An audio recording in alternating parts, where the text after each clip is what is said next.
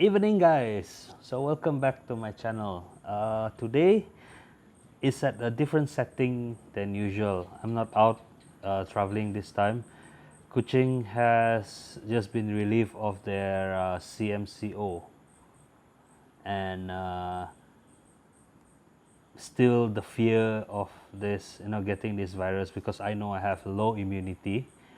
But today I just went out of the box a bit and asked some of my friends and random people their thoughts on COVID, and also a message for uh, the frontliners. Yeah.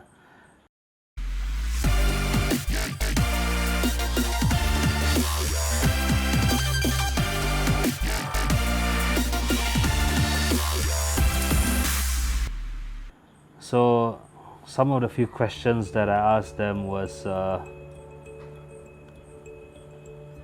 how was life before COVID-19?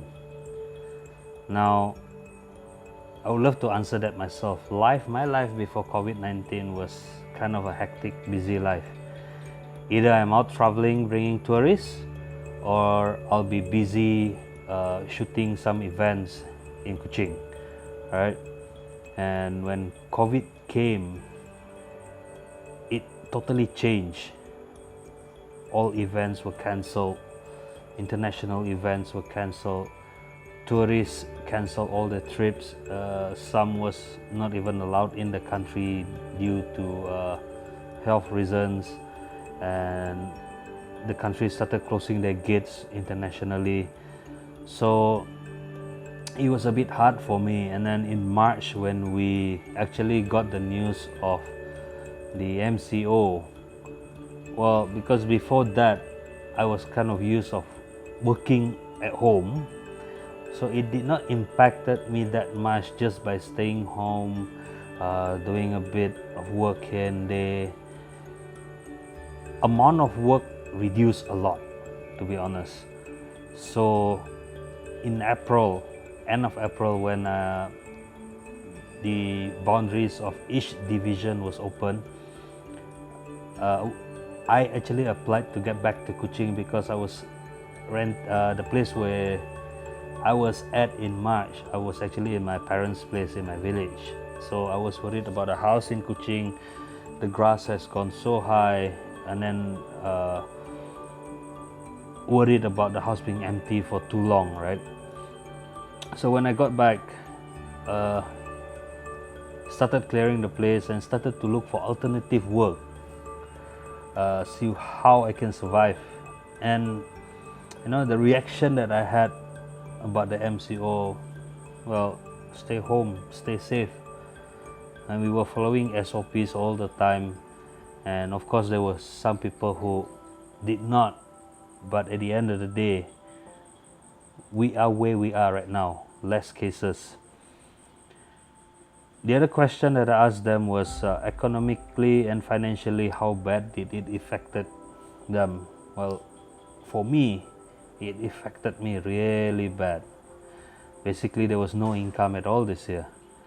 And alternatively, I went and bought myself a brush cutter, started advertising on Facebook that I can cut grass, and I was going from house to house cutting grass in the month of May and June. Right?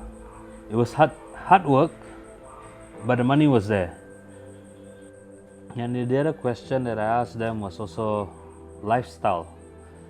How was their lifestyle before and after? And some of them had big change in their lifestyle, whereas for me, I've really felt it.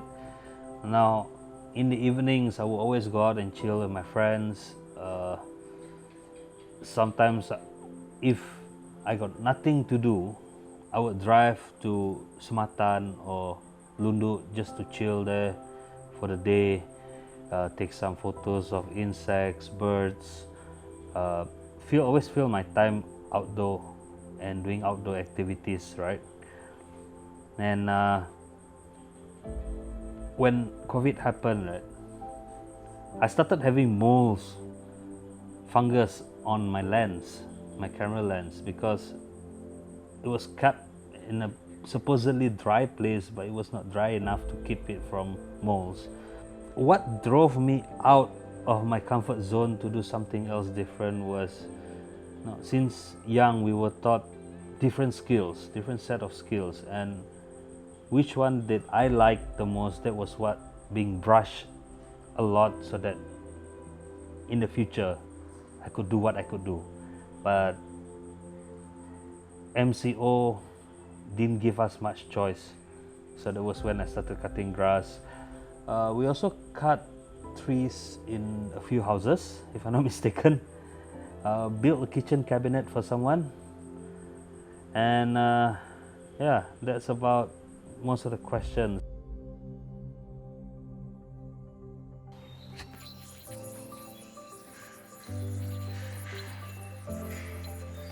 Hello everybody, my name is Ryan Han and I'm a yo-yo entertainer for events and an event MC for Sarawak.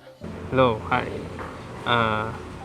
Aku Wallace, shop manager Cafe Bujang Lelang.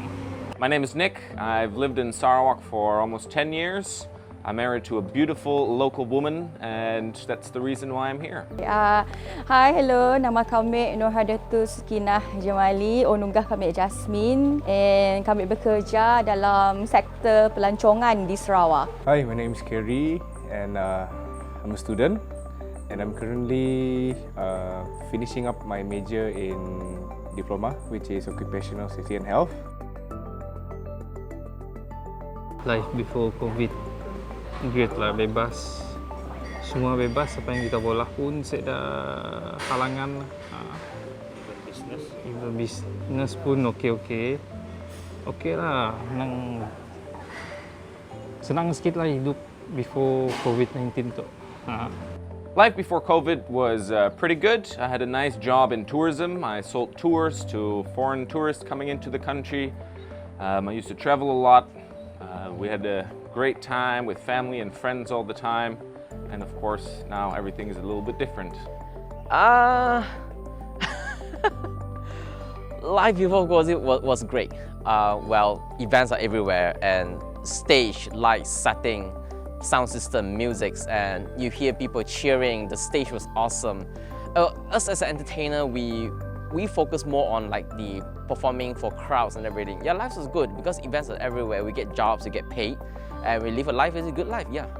Kehidupan sebelum COVID, well, kita dah kerja dalam sektor pelancongan tu, yang busy lah dengan kemasukan pelancong, dengan ngembak sidak apa dengan ngembak sidak media. Bagi kami kerja ngembak sidak media berjalan maknanya ngembak sidak media berjalan, mengeksplor tempat di Sarawak. Dan masa sebelum COVID ya nang busy habislah sebab kami orang ada event, kami orang ada banyak acara yang berada di luar Sarawak dan juga di luar Kuching.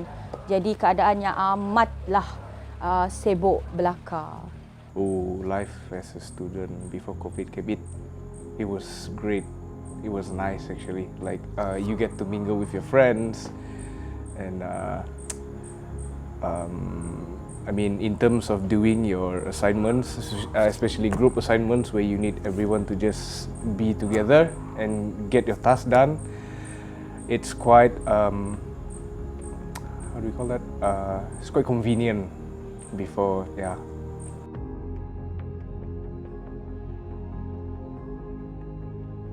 Ada juga tangga berita, tapi memang expect lah benda tu mungkin akan efek ke Malaysia sebab virus tu. Dari berita pun kita tahunya macam bahaya semacam lah. But then sampai juga lah ke Malaysia benda ya. Kita dah tahu cerita COVID dari last year. Masanya masuk di masa sidak Wuhan lah tapi kita bak kata orang kita si ngambil tahu hal dia. Dan apabila COVID spreading bulan January, and then kita dah start to ambil tahu sebab dah ada orang Malaysia dah kena, and then nya dah spread ke seluruh Malaysia termasuklah Sarawak. Keadaan waktu ya bagi kami, keadaan waktu kami clueless. Kami si tahu apa yang terjadi dengan dunia tu. Jadi penyakit ya memangnya spread terlalu cepat, and then nya mula orang si tentu arah. Okay, when I first heard about this virus, this COVID virus in the month of January, I'm not expecting much actually. I mean, at first, well, it's like I'm not prepared, and I didn't expect it to actually become an international virus, and I didn't expect it as well, like to actually come to Sarawak. So at that moment, I was like, you know, it's gonna happen there. It just stayed there. It just stays there. So that's my preference. Right, so the first news I got about COVID-19 was probably in January 2020. And it was some news from China that there was a new virus. So I thought, wow, this will just be a little bit about, like, it will be maybe something like SARS. So it will be like isolated in China. And that was the first news. And later things changed. When I first heard of the virus, I was still in my comfort zone to say that, okay, maybe it's so far away from China, it doesn't really have the potential to come to Malaysia or even come to Sarawak itself. Well, I would just tell my wife that, okay, well, just stay chill. It's still in China, you know. I don't think it's gonna come to Malaysia. Yeah, I was still in my comfort zone. Didn't really thought about the fact that it's actually will hit Sarawak. Yeah.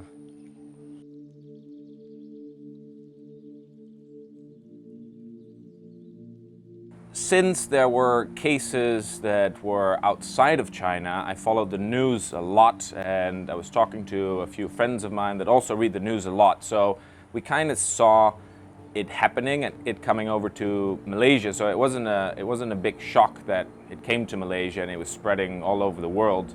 And then when it first came to Kuching and there was the first death here, unfortunately, I expected that it would happen, but of course it's a horrible thing to realize and be in that situation where it's starting to affect your own life. At first place, jujur lah, memang si terasa apa-apa efek. But then bila dah terjadinya, MCO dilaksanakan, mendengar berita and then duduk kat rumah, suddenly kita dapat berfikir apa yang akan terjadi, especially macam kami orang tu yang berbisnes tu lah, memang ada efeknya lah. Right.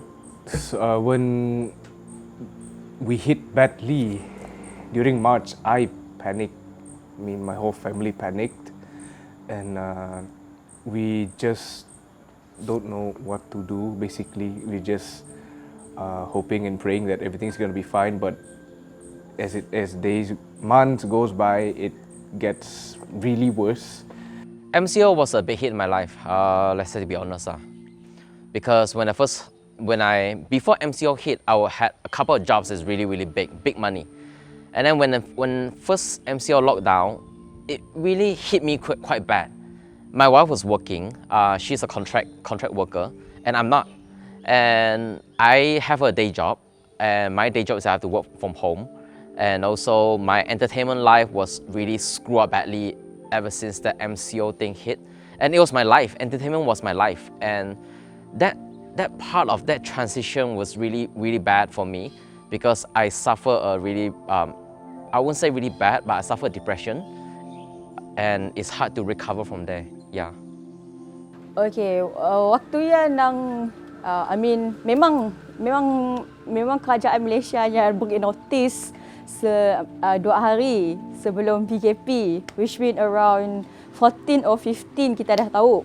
Or for 14 March biasa, kita dah tahu Malaysia akan lockdown. Jadi kita bila federal dah umumkan PKP, Perintah Kawalan Pergerakan, kita pun di Sarawak, kita pun menunggu juga Perintah Kawalan Pergerakan daripada Kerajaan Sarawak sendiri.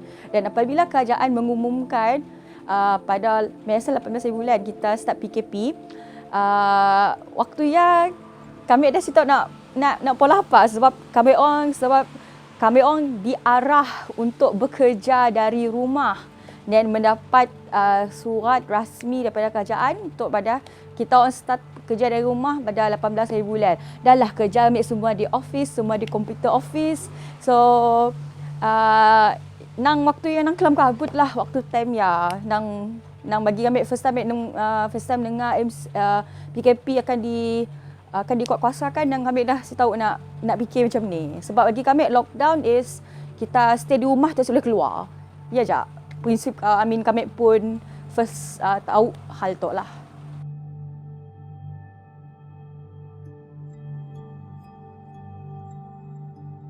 PKP ya. Well, PKP kita kerja seperti biasa, Isnin hingga Jumaat. Kami orang memang ada sistem dihasilkan untuk clock in dan clock out.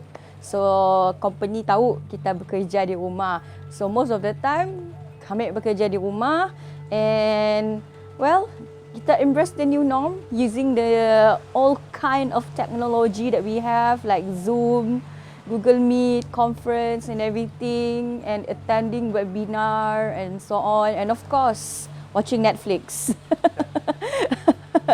Yeah, that's how I embrace my PKP masa bulan Mac hari ya. Firstnya sebabnya dalam bulan 3 ke 4 macamnya teruk je lah. Teruk kadang-kadang memang siapa cari punca langsung, siapa cari punca bisnes lah. Maksudnya kita ada target impun untuk kedai, but then si sampai yang kita achieve ya, even bayar sewa pun memang si lepas lah. Bagi gaji macamnya memang hard lah. Sekalinya impact bush memang susah lah. Yang ada beri muka lah, very understanding pun owner. So kami orang ada diberi macam free for 1 month during the first MCO. Nak teruk ya, memang langsung sepak bola apa orangnya. Sebelum SOP ditetapkannya memang yalah, untunglah dapat owner macam tu yang beri kami orang first month-nya memang si perlu bayar dulu. Sebabnya faham keadaannya semadi nunggu SOP. Okay, masa ya since bila dah start MCO ya dalam awal bulan 4 lah macamnya, bila dah dapat tahu SOP kedai boleh buka tapi bisa dia tapau ataupun food delivery. Dari siap pun boleh juga lah, boleh jalan juga bisnes. Kadang-kadang boleh hit target yang ditetap every month. Surprisingly lah boleh hit target dia. Sebab kita COD tu boleh tahan juga sebab orang memang dah siap keluar dari rumah pun. Orang siap keluar dari rumah. So mostly setidaknya akan order kadang-kadang order pun boleh tahan juga lah macam desa. And then dari order price me biasa kita ada pola servis COD, then bolehlah tambah sikit income kedai ya. So I work in the tourism sector and I sell tours. So right from the beginning, when it started spreading through the world, there were a lot of news articles and people got really scared. So of course it really affected my work. We had a lot of bookings for this year, 2020, and we had to postpone a lot of bookings right in the beginning because borders were going to close. People couldn't travel across international states and countries anymore. So yes, it definitely impacted my work. We didn't get any new bookings coming in, and it was mainly emergency response situation. So we had to postpone. We had to talk to our clients and see what the future might bring. Financially, from the beginning, my company decided to cut our salary a bit just to save cost. And now after a couple of months, I've basically lost that job because there's no more tourism. There's nothing much to do, so I'm just doing other things now just to survive and keep the finance as stable as I can. So as there was nothing much to do in my main job in tourism, we were stuck in the MCO, so we couldn't leave the house, and then I started doing a little bit of videos. I started doing some videos, I started doing some woodworking, and after we were allowed to travel again a little bit in Sarawak, I started meeting up with some friends and trying to look for opportunities, and now I'm doing a little bit of renovation, house renovation. I'm building some wood furnitures, and my main hobby now is what I spend a week on is making videos. Yes, it does. COVID-19 has really affected me really bad, and not just in spiritual life, but in financial as well. I never actually thought that I had to come to this part where I had to tell myself that, oh no, what should I do? Because all this while, I never actually think about that. It's like, oh yeah, we have sufficient money for the month. But I never actually come to the point where I tell you like, oh no, actually comes in the dictionary of mine. Yeah, that's how bad it is. Praying was one of the things. I myself am a firm believer. And I know that God has a reason for everything in life. Knowing that I lost my job and entertainment life was really bad when MCO hit, I had to really keep myself positive in a day that if I can't go on performing, I'll create content that I can to tell people that I'm still around, and to hope that one day when MCO is over or maybe COVID-19 is gone for good, I hope then us as an entertainer like me, we can actually go back and perform as usual like back then again. Yeah. Well, as human being, we all gotta learn to survive, adapt. If my life as an entertainment doesn't work anymore, I gotta think of something else to do. I can't be sticking up and say that, oh, we just wait till COVID-19 is over, then hopefully the financial will recover. Somehow, somewhere, we just have to make sure that as a human being, we adapt the situation and make sure that life goes on after this. Maybe our lives before the job, we can actually go back, but not at this moment. That's why we just want to survive as a human being, whoever that is listening to this. We, as a human, we just want to survive, money-wise, or in terms of paying. And I have a wife, and I start our family soon, gonna have kids. I can't be just saying that I got no money, you know? So we do whatever that we do to survive, yeah. I have a bit of I endured panic attacks during that particular moment. So because maybe I was overreacting or overthinking or anything. It's just it felt like a sudden fear coming in, and you just don't know what to do.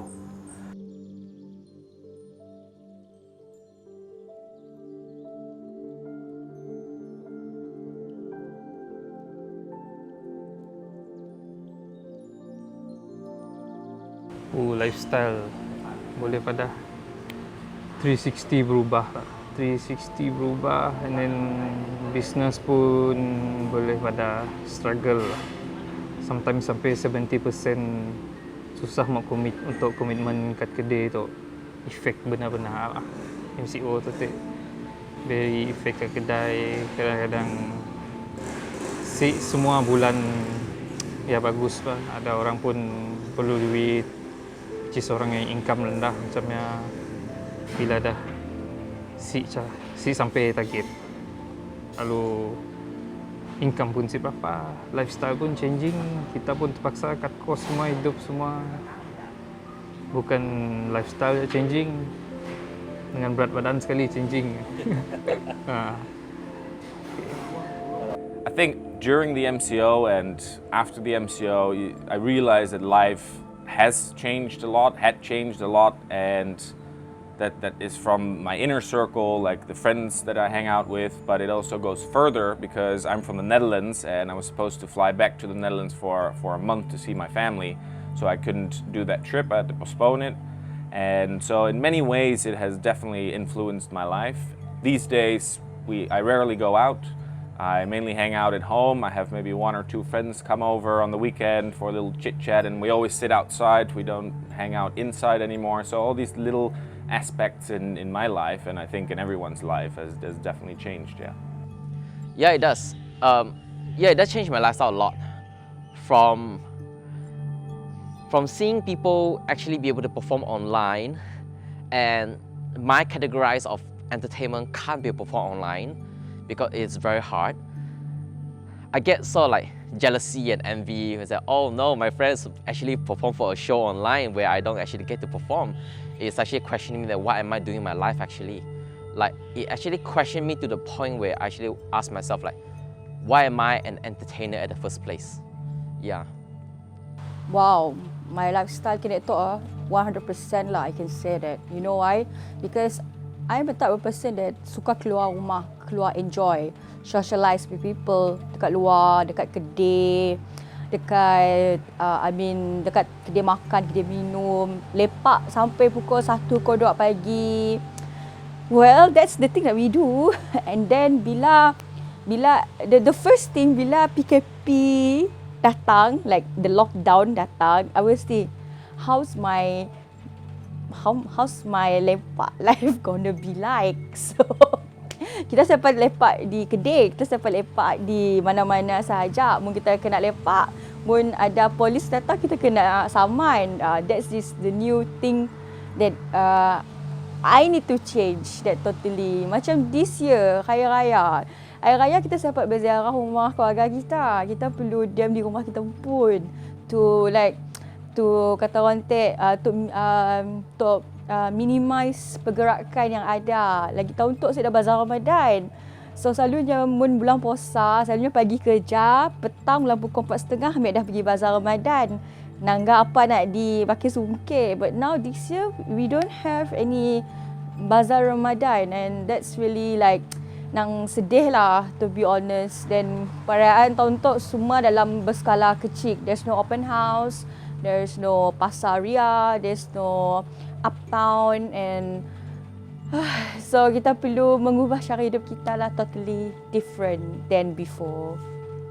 Pro and cons nya lah bilanya ke situ.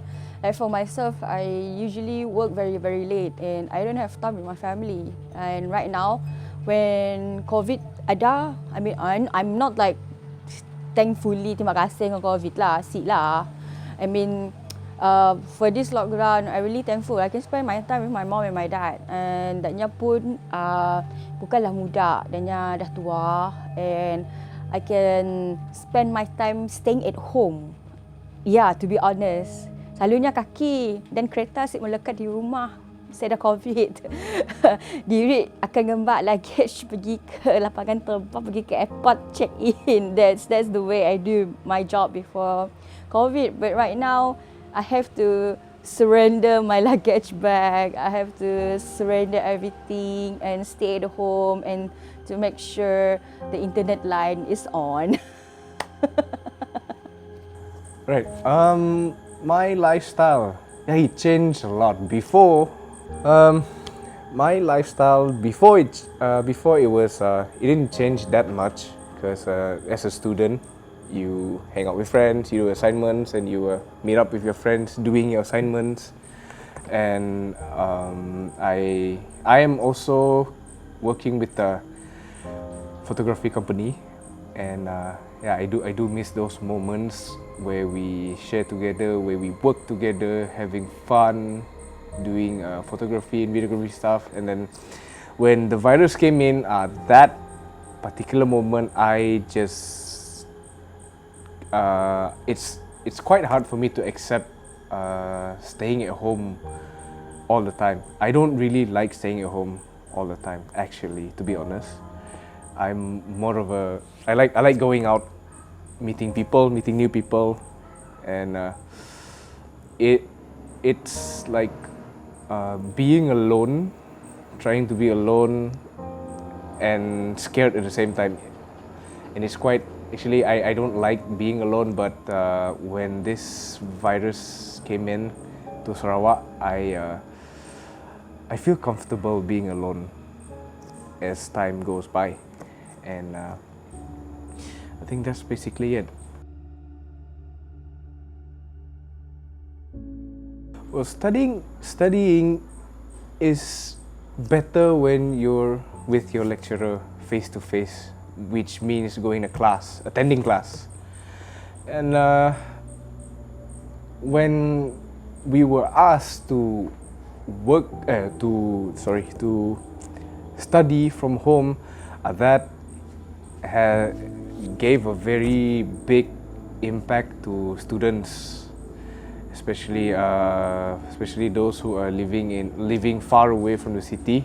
So it's quite hard. So to me, I'm having a very hard time as well studying online because I don't really because I can procrastinate very easily if I were to study online. So if comparing being in class and online, I prefer being in class more than studying online.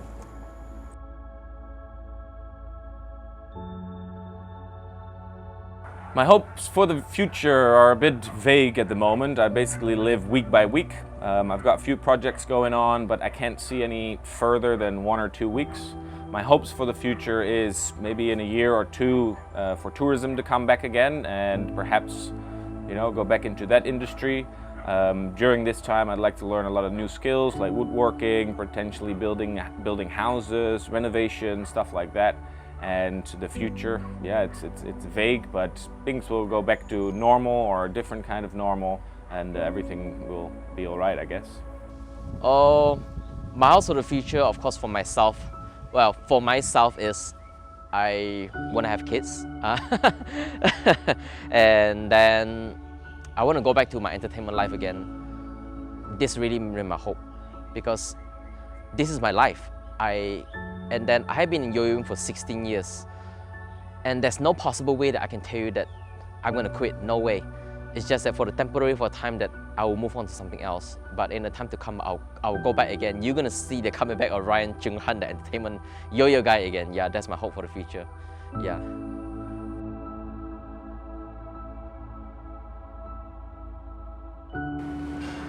Oh, frontliners tu ibarat macam ni orang pada angel tu kira angel lah, menjaga kita tapi sidak yang pun kena juga. Tapi yalah, saya tahulah sometimes ada juga kita dengar macam sidak ya mengeluh tu cakap aja, tapi sebenarnya struggle juga lah. So kita tu perlu dengar juga lah apa nasihat-nasihat diberi oleh sidaknya. Sidak dah bekerja keras jaga kita apa yang dah semua. Kesian katanya. Kesian sebab yalah, sidaknya pun ada family, dia pun sidak struggle jaga kita astray daripada anak-anak dan jaga suami ke wife sidaknya. So kita sebagai masyarakat tu mau beri kerjasama juga, sesa jaga diri, ikut SOP, jangan bila dah longgar sikit SOP dengan PKP kita tu lalu nak sukati berjalan, nangga tambang-tambang murah beli walaupun dalam negeri rimpun. Kesian frontliners. To the frontliners, I would to say you are so brave that you overcome this pandemic. You help for people. Kami sebenarnya, to be honest, I really like saying this to frontliner. Thank you for being there lah for all this COVID thingy and everything. Kami pernah pergi ke GH emergency before masa COVID, masa PKP D or B or something. Waktu ya, my mom was masuk hospital and I saw these people pakai PPE like all the time, like daknya very focus on what they are doing, and it's they are the unsung heroes that we need to say thank you to them, like police, doctors, nurses, and even yang lockdown, yang pola sekatan jalan raya apa semua. That's people are our heroes, and they're the reason that we stay at home, and then we're gonna play our part lah. That.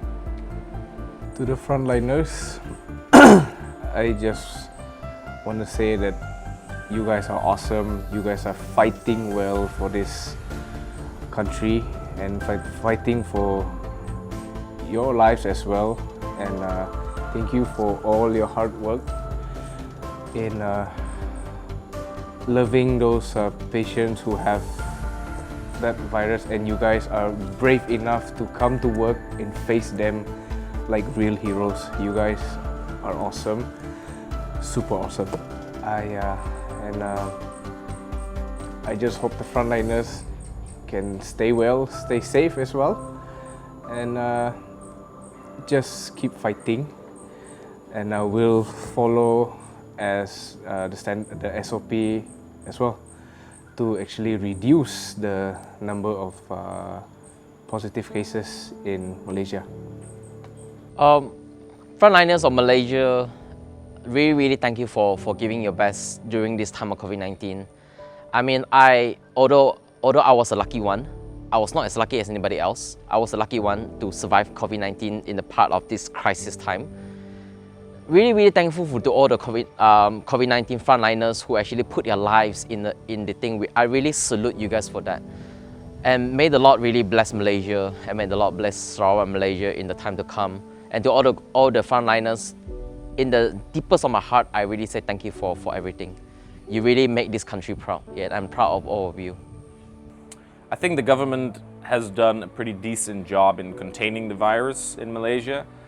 They are financially helping certain groups of people, which is obviously very good.